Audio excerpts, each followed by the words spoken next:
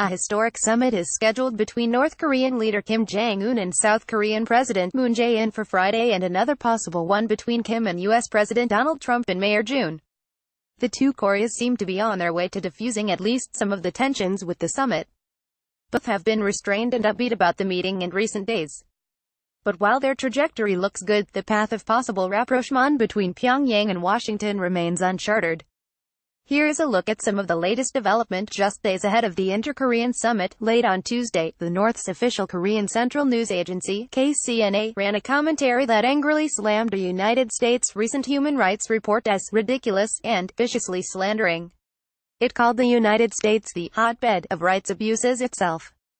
The U.S. State Department released a controversial report last week, in which it accused America's political adversaries, including Pyongyang, of violating the human rights of those within their borders on a daily basis, and of being forces of instability.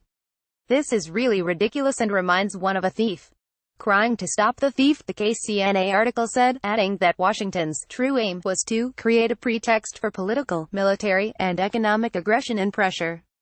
A picture of the Peace House on the southern side of Panmunjom village in the demilitarized zone between North and South Korea's file photo. The development came days before the third-ever Inter-Korea Summit between a North and South Korean leader, Kim and Moon's first, at the Peace House on the southern side of Panmunjom village, also known as Truce Village, in the demilitarized zone, DMZ, which is one of the few places where South and North Korean soldiers stand face-to-face without a dividing fence. Who will attend? The planned summit will bring Kim to South Korea for the first time as a North Korean leader since the Korean War came to an end almost 7 decades ago. It is speculated that Kim will walk across the border via an aisle between the blue pavilions in the middle of Panmunjom that straddles the two sides. He will be greeted by Moon in front of the border, which is marked only by a cement slab. The Koreas agreed to allow live television broadcasts for key parts of the summit, from the moment they first shake hands, according to a statement on the summit website. The Friday summit will include a welcoming ceremony and a banquet dinner as well as a formal meeting between the two leaders. A photo of a meeting room for the upcoming Inter-Korean Summit, released by Seoul on April 25, 2018, via AFP, the presidential Blue House said that security measures were especially sensitive as the upcoming summit would be the first of its kind to be held on South Korean soil. It is not clear if North Korean officials will attend the summit with Kim, but Moon will be accompanied by 6 senior officials. Seoul on Wednesday unveiled pictures of a main meeting room for the summit, which has been prepared on the second floor of the House of Peace on the South Korean side of the Truce village of Panmunjom. The venue, which was originally used for ministerial meetings, has entirely been refurnished for the Inter-Korean Summit. This undated picture shows a wooden chair featuring a map of the Korean peninsula, to be used by the leaders of North and South Koreas at an upcoming summit.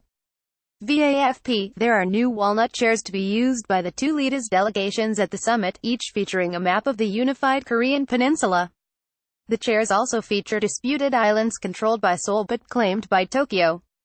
Pan Lodge's protest over summit dinner. The Blue House also released photographs of the dishes planned for the summit dinner, which show a mango mousse that also displays a stylized map of the peninsula with the disputed islands. The mango mousse, called Spring of the People, features islands known as Takeshima in Japan and Dokdo in South Korea, which lie about halfway between the East Asian neighbors in the Sea of Japan. In a reaction to the designs, Japan has filed a protest with Seoul, demanding that the mousse not to be served. It is extremely regrettable, a Japanese Foreign Ministry spokeswoman said on Wednesday. We have asked that the dessert not be served. A photo by the presidential Blue House on April 24, 2018 shows a dessert that will be served at the Inter-Korean Summit. Via Reuters, what is on the menu? Steamed square dumplings, charcoal grilled beef, cold octopus salad, grilled john dory, Korean-style Swiss potato rosti, and pine mushroom tea are also seen in the menu. Seoul has also released the menu for the summit, along with detailed descriptions of each course, its source, and inspiration. Pyongyang's cold noodle soup, known as naengmyeon, which is the most famous on the Korean peninsula, will be served for dinner after the historic Inter-Korea Summit on Friday. The North is dispatching a top chef, as well as a noodle-making machine, to the summit to prepare freshly made noodles for the guests. The guests will also be served food from the Korean peninsula's far north and south. At the end of the Korean War in 1953, the two countries agreed to an armistice agreement but not a peace treaty. The two may change that treaty into a peace deal during the summit. Pope wishes peace. In related news, the head of the Roman Catholic Church emphasized transparent dialogue between the two Koreas. Pope Francis urged leaders at the Inter-Korean Summit to act with courage to foster regional and world peace.